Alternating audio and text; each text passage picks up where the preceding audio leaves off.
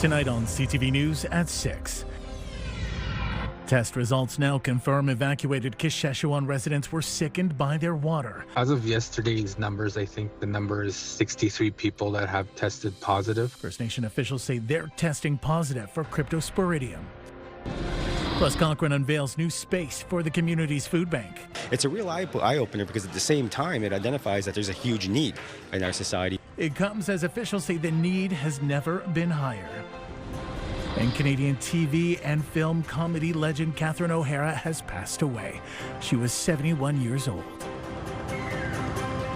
CTV News at 6 with Tony Rima and Rick Wyman with weather. Good evening. Thanks for joining us. Tony is off. The judge's verdict in a 2020 murder case sparked outrage in a Sault courtroom today. CTV's Courtney Nordstrom was there and has more on the stabbing death of Samuel Graham Jr. It was a packed courtroom this morning as Justice Alexander Kirk delivered his decision on the 2020 stabbing death of Samuel Graham Jr. The declaration of not guilty on first-degree murder charges and guilty on manslaughter charges for Montana Lewis brought screams of anger from the victim's relatives and insults hurled at Lewis and his family. The incident in question took place in November of 2020. In what the judge viewed as vengeance for an earlier fight, Lewis attacked Graham with a knife outside the Lewis family's Muriel Drive residence. The lone stab wound punctured Graham's aorta and led to his death.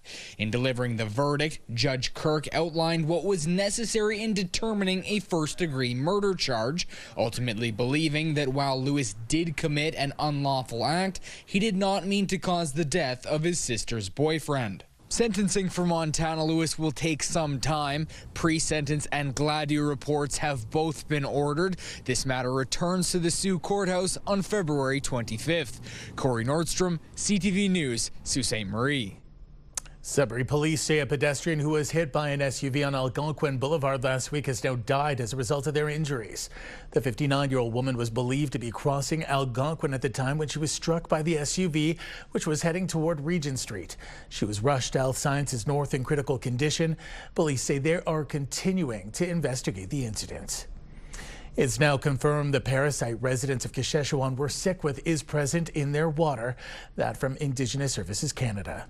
Raw and treated water samples from the remote Northern Ontario community tested positive for cryptosporidium. Those same samples did not find E. coli present. Kashechewan declared a state of emergency January 4th, followed by a full-scale evacuation for residents due to the failed water infrastructure system. A do not consume water advisory was issued January 5th. However, some residents began dealing with gastrointestinal-like symptoms. The investigation pointed to the water. As of yesterday's numbers, I think the number is 63 people that have tested positive. However, the number of people that did get it is probably much higher than what's being reported through the tests that we've been doing. In a statement to CTV News, the ISC says anyone presenting with concerning health symptoms is encouraged to seek medical attention. In community, ISC nurses are providing care out of the temporary nursing station in the community school. At host sites, health services are available and being expedited. Wesley says they're still trying to find answers as to how the parasite got into the water system.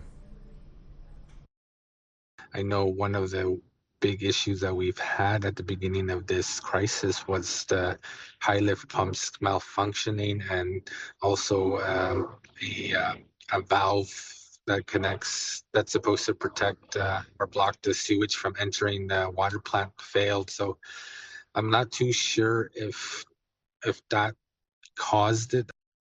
The ISC says most cases of cryptosporidium resolve on their own within a couple of weeks with rest and fluid replacement to prevent dehydration.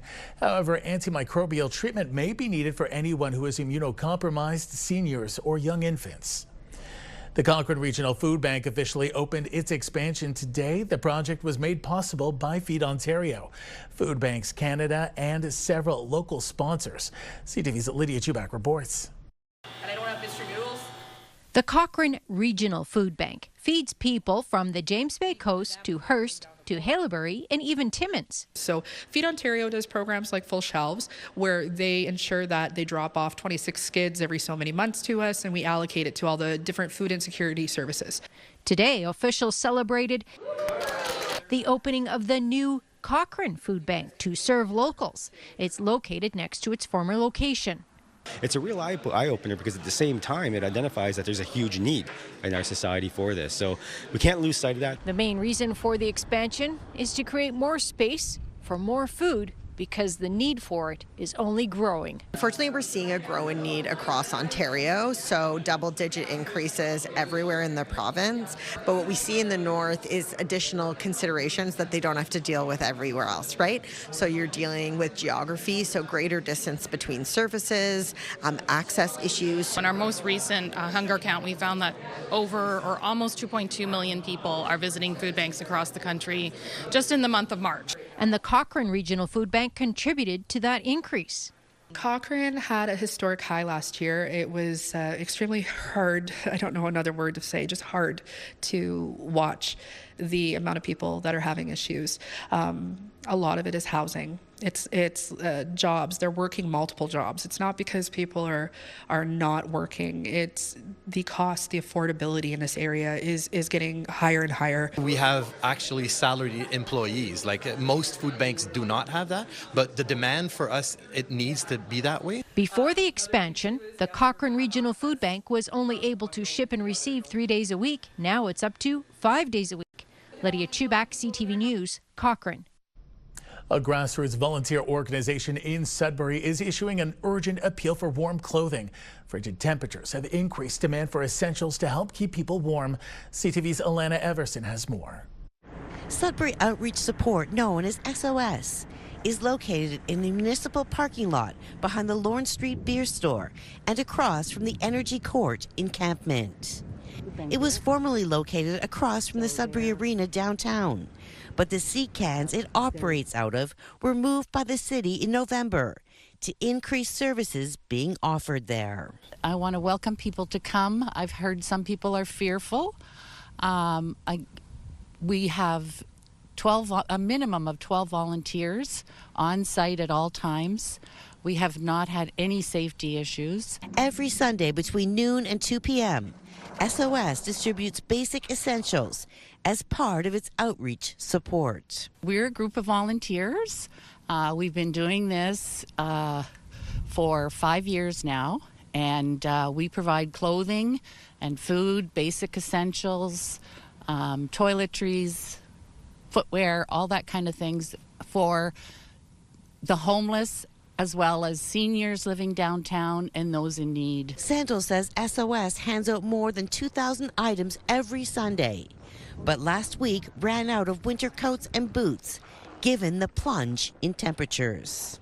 Because of the cold, there's a big demand. People are freezing, we've seen some people with frostbite on their feet and in their hands, and so we really need the mitts and gloves. Mitts are warmer, but some people prefer the gloves. Sandal says for right now, SOS is only welcoming basic hygiene and warm winter clothing donations. SOS says the big need right now is for winter coats, boots, and snow pants. Donations can be dropped off at the sea cans at the Energy Court Municipal Parking Lot on Sunday from 10 to 2 p.m. Alan Everson, CTV News, Sudbury. Ontario's Transportation Minister was in North Bay today to highlight some of the efforts underway to improve systems connecting the north and south. That includes the return of the Northlander passenger rail service and safety issues along highways in 11 and 17. CTV's Eric Tasher reports. Work continues to chug along to reawaken the Northlander passenger rail train. $100 million is being set aside for rail infrastructure upgrades. We wouldn't have poured hundreds of millions of dollars into this project if we didn't believe in it. The Northlander is set to return to the tracks, targeting an end of spring, early summer launch, with 16 stops along the 740-kilometer route. I can remember the day that they announced that the Northlander was going away. it was sad. Ticket prices will be announced before the train pulls away for the first time. We're getting closer. We're in the testing phase now. Acknowledging there won't be a net surplus right away once the Northlander restarts, and being cognizant of the fact that the government will be funding the train, Sarkaria says it was not acceptable for it to ever get scrapped. We have high hopes for this line. The amount of interest that we've already seen on this line will be significant, but we will backstop that. The train is not the only crucial transportation link between the north and south Sarkaria is addressing. Last week, protests called for improvements to highways 11 and 17. It's not safe. We have so much traffic. The maintenance, it's not the same for every town. You're driving, it's beautiful, it's nice, and then you're stuck on ice. Sarkaria had this to say. At the end of 2025, we conducted over 120,000 inspections. That's up over 40% from a year ago, with a focus on Northern Ontario. Touting a $400 million highway infrastructure upgrade package in 2024 and 2025, and increasing the number of transportation officers, Sarkaria says early work on the long-awaited 2+1 highway pilot design will begin this summer to reduce head-on collisions. Making sure that we get that project off the ground. Much cheaper to build, and yet also has very, very significant safety benefits when you compare it with twinning. Whether it's roads or trains, Sarkaria emphasizes the province knows talk is cheap and action is needed. Eric Tashner, CTV News, North Bay. Time for our first check on weather. Here's CTV's Rick Wyman. And Rick, I'm sure there's a lot of people looking forward to the Northlanders' arrival. People coming here to take in that winter wonderland. Oh, yes. You know that. People are just waiting for the first official run.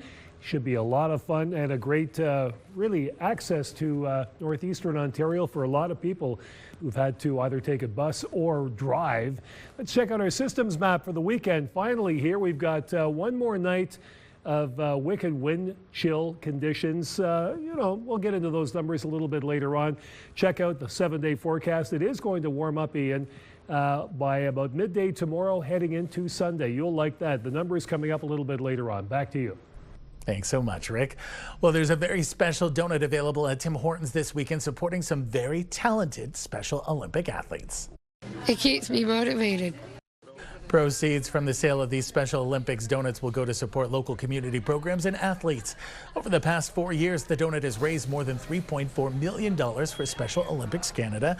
One location in New Sudbury started off the weekend inviting special athletes to help decorate some donuts. Funds will go towards supporting Team Ontario, which will be representing the province at the National Summer Games later on in August. So the funds go to supporting their training, their competition, and their practices in advance.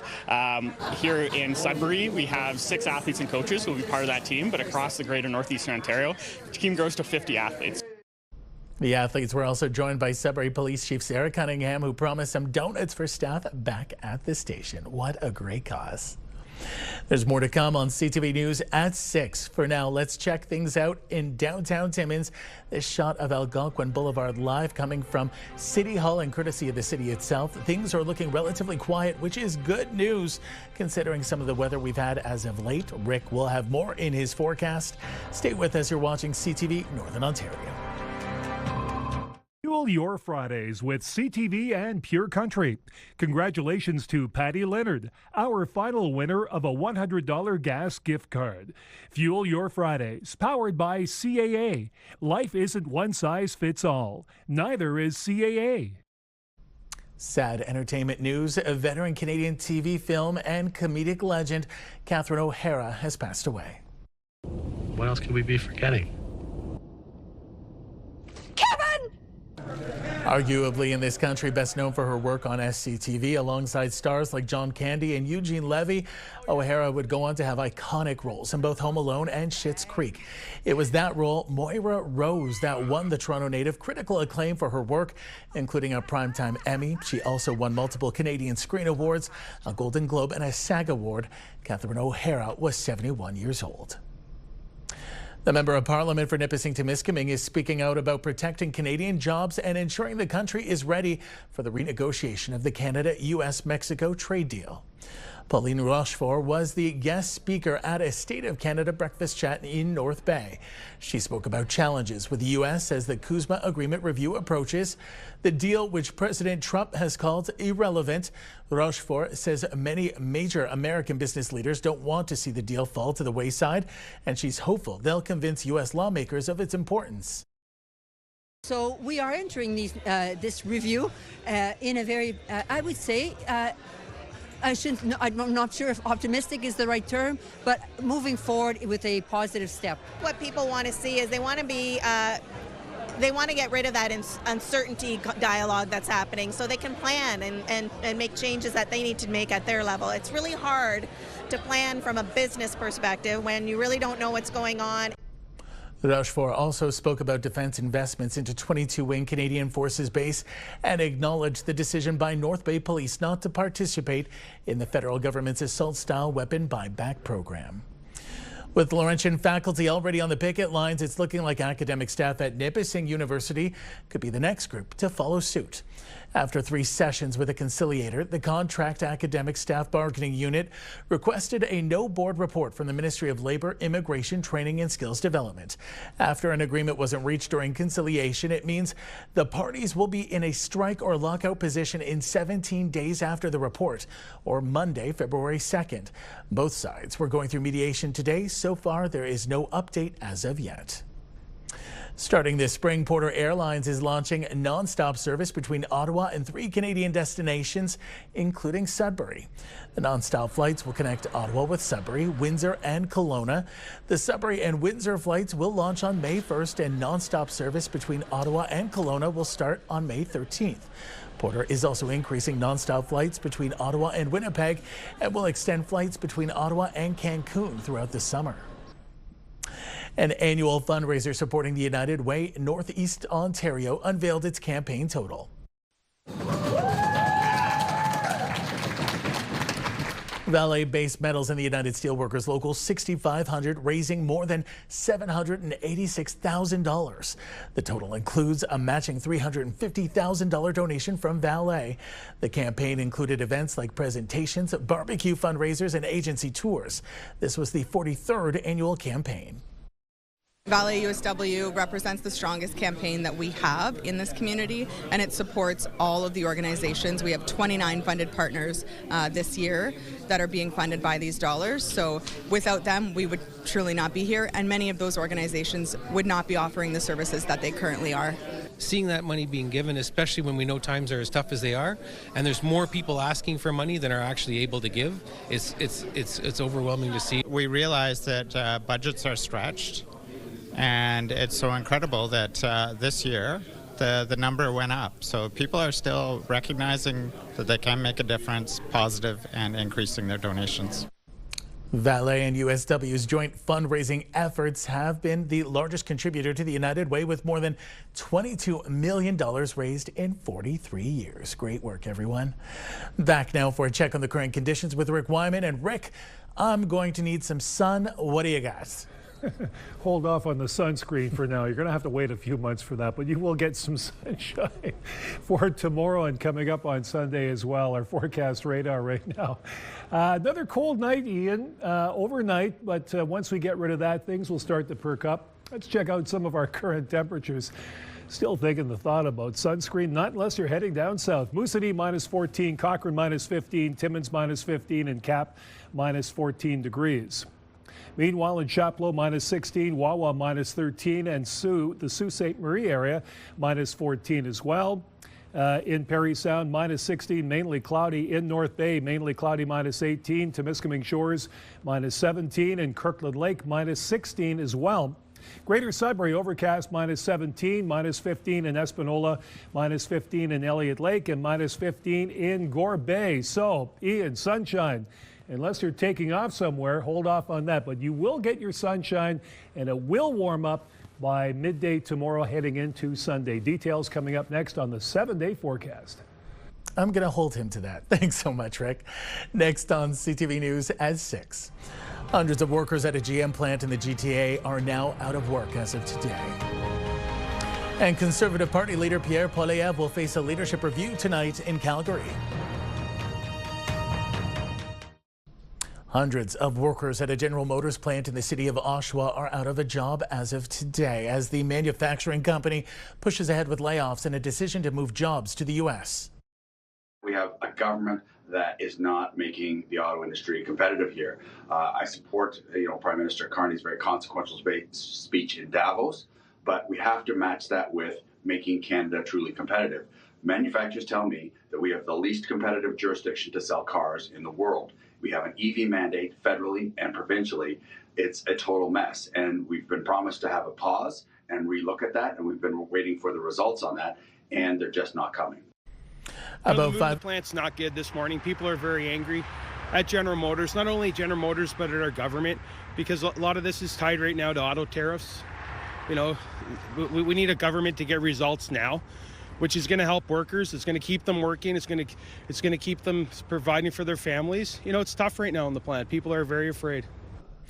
About 500 direct employees are affected by the layoffs, along with more than 500 other workers employed by companies who are a part of the plant's supply chain. Ontario Premier Doug Ford is criticizing the move, calling the layoffs disappointing. He says the province has a plan to support the affected workers.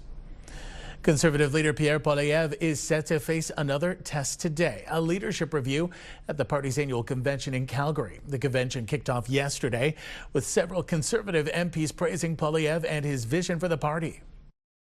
I'm confident that Pierre, as our leader, we will come out this weekend even stronger, even more united, showing Canadians that we're ready to govern and we are ready to restore the promise of Canada. It is time for hope. It is time for change. And it starts this weekend by standing with Pierre and uniting for Canada. The mandatory leadership review was triggered by the party's loss in last year's election. Poilievre is also expected to deliver a keynote address to party members.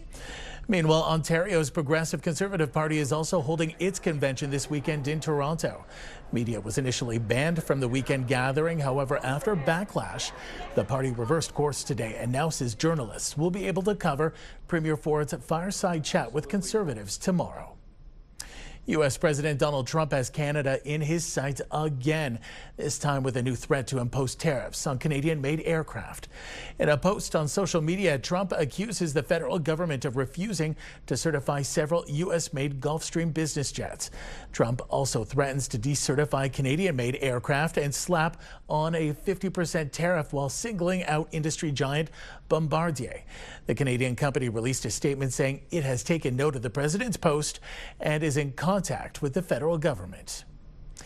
Canada's Jeremy Hansen will have to wait a little longer for his journey around the moon. NASA has delayed the first potential launch date because of near-freezing temperatures expected at the launch site.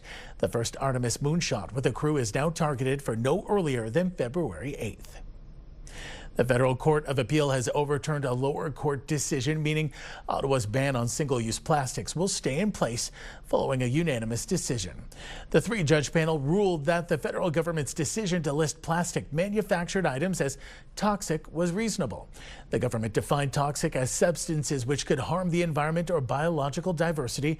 In the 2023 decision, a court ruled that the federal government overstepped in its designation. Ottawa used the designation to regulate a ban on manufacturing and importing of 6 types of single-use plastics.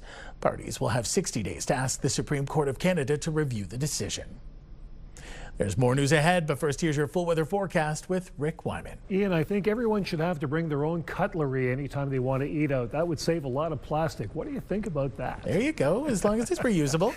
Forecast radar just in time for the weekend, issued by Environment Canada. Right now we've got some sunshine moving in and some warmer weather. The trend, one more night of cold wind chill heading into tomorrow.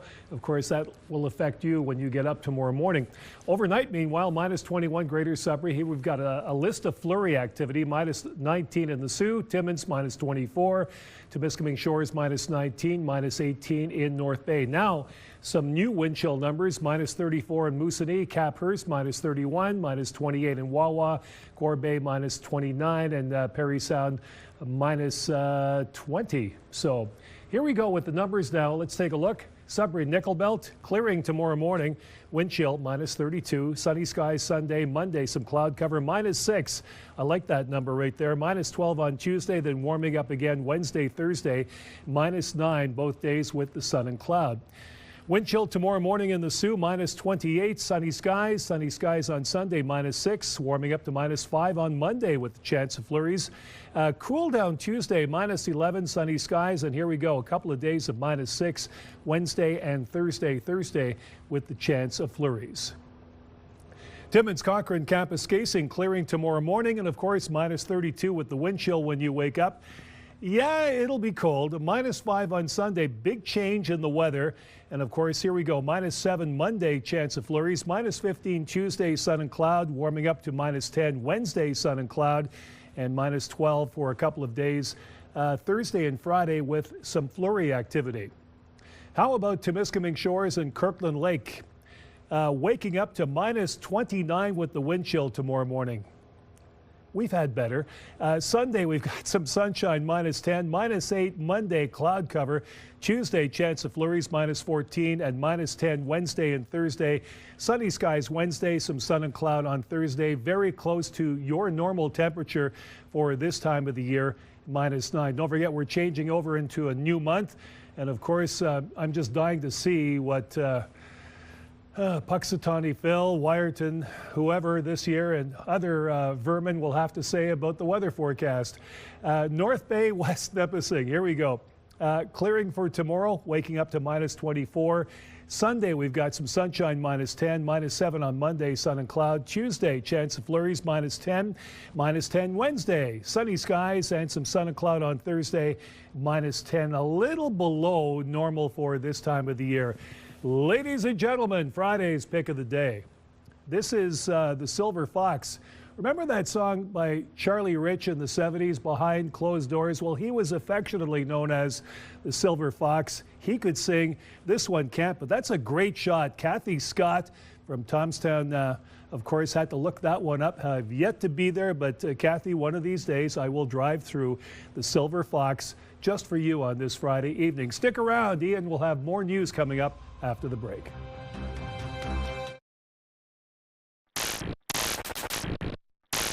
Hockey This Week is brought to you by Rastall Nut and Bolt Company.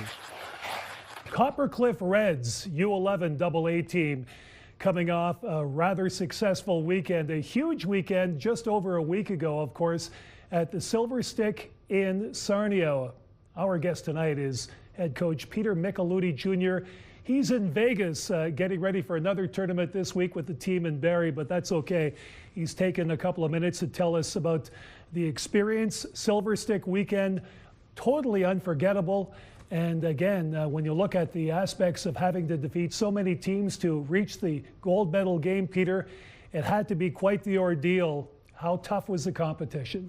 It was a great weekend. It was obviously a lot of very good hockey teams, and the players needed to compete and play how we've been trying to kind of teach and promote throughout the season. And like you said, it was not even just getting to the finals there. You kind of look back of just getting to the international. You have to win your way into that tournament by winning the regional in Sudbury there in the end of or the beginning of December. And again, those were some hot-fought games. We had a semifinal was like a 1-0 game and another 2-1 game. So many close games that I don't think people realize how hard it is to get there. And I'm not sure if the kids really understand that. But it's definitely something special, and it was a lot of fun. Well, your father actually called it. He thought that maybe your team would go to, Sarnia for the Silver Stick. So tell me about the whole thought process of when you and the team, the assistant coaches, actually thought, you know what, maybe we can win this. Well, it kind of goes back to last year. We ended up winning the Sudbury Regional last year, and most of the players on this team have come back, but we lost in the finals, in the international finals in Newmarket. And obviously last year the U11 AA team in Sudbury they ended up winning the International Silver Stick, and a lot of our players played with a lot of those players. So it was definitely like a kind of a big brother mentality. We saw that team win, and we felt that we could probably kind of follow their footsteps if we had that opportunity. So we knew we had a team that can compete, and if we played our game, we had a chance to win. But it was just now kind of putting everything together, and obviously you got to get the breaks, you got to play well, and you got to just try and find ways to win. And obviously we had a very good weekend, and ultimately came out on top in a hard-fought championship game. So was this a case of leaning on one or two players, maybe your goalies, or was this just a collective effort in order to win that final over Toledo? This is our team has been a team effort. There's not one or two players, right from whether our forwards, our defense, our goalies. I feel we're a very hard team to play against. We match up well against other teams. We're tough. We back check very hard. We're very good defensively, and we don't give up a lot of opportunities. And yeah, it's definitely a full team effort, because there was a lot of the games, whether that tournament or throughout that tournament or in the finals, where we came out. We might have scored a few goals later on, but a lot of the games were very tight, and both of our goaltenders were outstanding, and they kept us in, especially when teams were pressing at the beginning. And ultimately we finally came through at the end. And like I said, in that last game, the score turned out to be with an empty net 7-4, but it was a lot closer. It definitely wasn't comfortable throughout the whole game. Making Greater Sudbury, and in particular Coppercliff, proud. The coach of the U11 AA team, winners of the Silver Stick in Sarnia. Peter, again, congratulations and good luck in your future endeavors this spring. A busy schedule. Thanks for dropping by. All right, thank you very much for having me. That's Hockey This Week for this week. We're back in 7 days with more.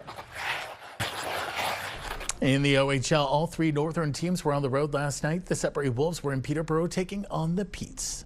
Across, pass, shot, they score!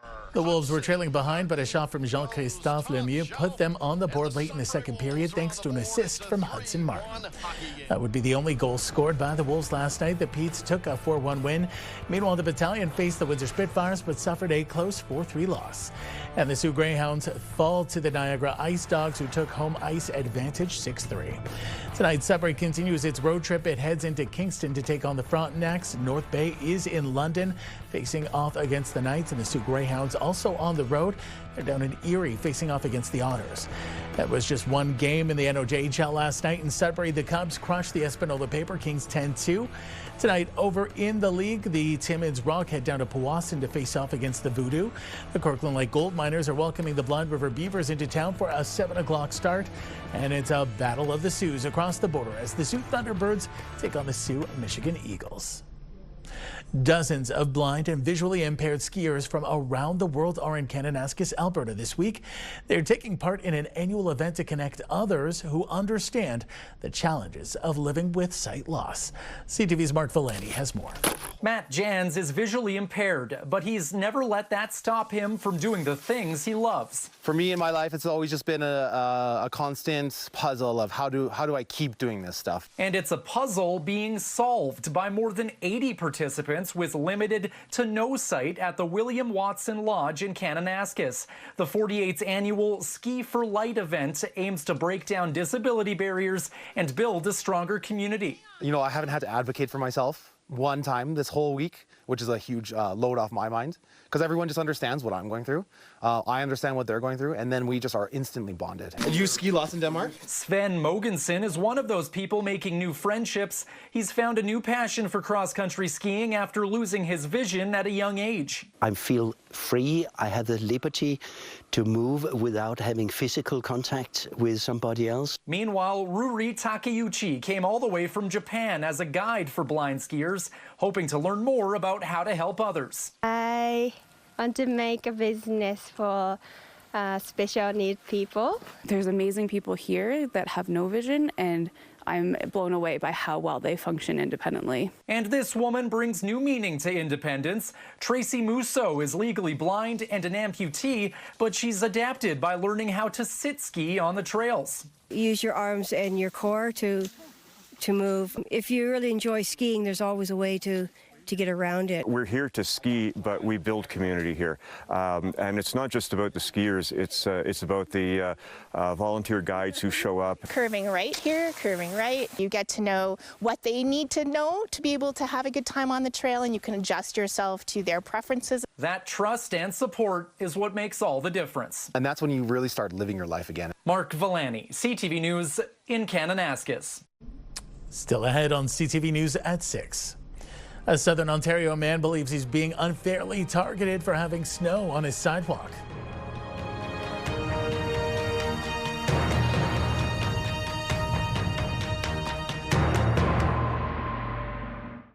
Earlier this week, India confirmed the detection of 2 cases of the Nipa virus. Experts say while the spread of the virus is extremely rare, it's important to remain cautious. After being infected, symptoms include fever, headaches, and difficulty breathing. Serious cases can lead to death. Experts say there are no vaccines or drugs that can currently treat those infected by the Nipa virus. The World Health Organization says the virus can spread from animals to humans and between people. People can also be infected by eating fruits or other products contaminated by infected animals. A Kitchener homeowner is upset because he has to pay up after the city sent a snow removal crew to clear his sidewalk. He says that's despite the fact that he uses a snowblower regularly and nobody else's sidewalk was any clearer. CTV's Spencer Turcotte reports. Quite the surprise to come home to on Thursday for Brian Sandow. A crew with heavy machinery clearing his sidewalk. I was kind of at a loss. I was like, well, if you look around, like, why are you at my house specifically when my sidewalks actually look better than the road itself, which the city is responsible for? Day after day of snowfall and plows don't come by and do the streets. Sandow says earlier this month, after returning home from out of town, the city of Kitchener did give a warning. Everything seemed to be pretty good except for where the sidewalk connects to the road. There was a little 4-inch bump there. So I got my chipper out and cleaned it up and thought, okay, well, you know, that's good. It turns out it was not good, at least by city standards. Sandow says he takes pride in keeping things clear. I'm out here every day after work with a snowblower, and I have nice clean edges. When CTV News contacted the City of Kitchener about sidewalk clearing standards, they provided information from their website indicating sidewalks around properties must be cleared of snow and ice within 24 hours of a snowfall, and they must be maintained to bare pavement. Trouble is, it's been one of the coldest and snowiest winters in recent memory, so removing snow right down to the concrete is tricky. I put salt down, but salt is only effective down to -9, -10. After that, it's just a waste. Nothing has been down to the concrete of the pavement, including the city streets or their sidewalks. Sandow wonders why the city is only going after certain properties. So as you can see, this is the property line, but this is what my sidewalk looked like, and that wasn't sufficient. This is what they've become. He does live on a corner lot and says he is mindful about ensuring there is pedestrian access to the road. Despite being diligent, he fears what the bill for this work will be. So this could be easily over $1,000 for something that I've been dealing with all winter. A winter he won't soon forget. Spencer Turcotte, CTV News, Kitchener. Minute Maid frozen juice concentrate, once a staple in many Canadian homes, will soon be no more. The frozen cans, when mixed with water, would make fruit juice. Parent company Coca-Cola says it is exiting the frozen can category entirely in Canada, and that the decision was made in response to shifting consumer preferences. The cans will be discontinued in the first quarter of this year, the end of an era. Casting news now from an iconic big screen warrior to a revered mythological figure. Here's David Daniel with today's Hollywood Report. We felt it was important to pick up immediately where we left off. And Noah Centineo is going back to the beginning. The Recruit star is set for the title role in John Rambo, an origin story for the character famously played by Sylvester Stallone. Production on John Rambo has begun in Bangkok, Thailand. I feel like today everything has to grab you so quickly. Phil Dunster has grabbed onto a role in How to Train Your Dragon 2. The Ted Lasso and Surface actor has been cast as Eret, the self-proclaimed acclaimed finest dragon trapper alive. Mason Thames returns as Hiccup in the live-action sequel, which is due in theaters in June of 2027. I'd like to walk you through for a few minutes my life and how I got here today. Emmy and Tony winner Mandy Patinkin has had quite a life, and now he's set to play a role that's been around even longer. Patinkin has been cast as Odin, the All-Father, in God of War. The Prime Video series, based on the popular video game, is now in pre-production in Vancouver. In Hollywood, I'm David Daniel.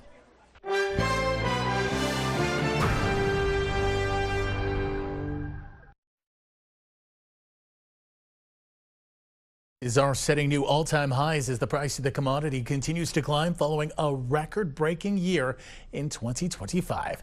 CTV's Natalie Van Roy tells us why gold looks like a safe haven during economic uncertainty.